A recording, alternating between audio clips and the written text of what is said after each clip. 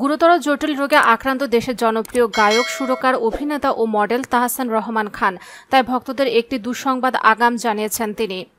দীর্ঘদিন ধরে কণ্ঠনালীর সমস্যায় ভুগছেন তাহসান। তার জটিল রোগটির নাম হেটেরোটোপিয়া।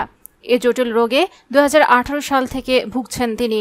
সংবাদ মাধ্যমে বিশেষ এক সাক্ষাৎকারে অসুস্থতার কথা নিজেই জানিয়েছেন জনপ্রিয় এ সঙ্গীত ব্যক্তিত্ব। রোগটি সম্পর্কে তাহসান বলেন, এ সময় গলায় কাঠামো পরিবর্তন হতে শুরু হয় নানা জটিলতা, যা গান গাওয়ার মনোবল ভেঙে দেয়।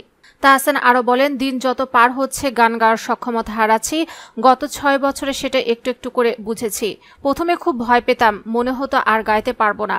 জটিল রোগটির চিকিৎসা প্রসঙ্গে তাহসান বলেন, দীর্ঘ সময় ধরে চিকিৎসা চলছে। জীবনযাত্রা যেমন পরিবর্তন এনেছি, তেমনি এনেছি খাদ্যাভ্যাসেও। জানি না ভবিষ্যতে কি হবে। নিজের এ অসুস্থতা নিয়ে আফসোস করে কণ্ঠশিল্পী বলেন, এমন অনেকবারই হয়েছে। সাধারণত আমি যেভাবে কনসার্টে পারফর্ম করি সেভাবে করতে পারিনি অসুস্থতার জন্য। তবে আমি সত্যি ভাগ্যবান, এতে শ্রোতাদের ভালোবাসা কখনো কমতে দেখিনি।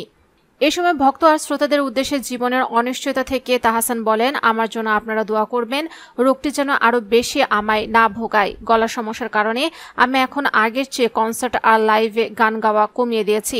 এ কনসার্ট আর লাইভে গান গাওয়ার পরিমাণ যদি আরও কমতে থাকে, তবে আপনারা বুঝে নেবেন আমার সমস্যাটা আরও বেড়েছে। গান গাওয়ার মতো অবস্থায় আমি আর নেই।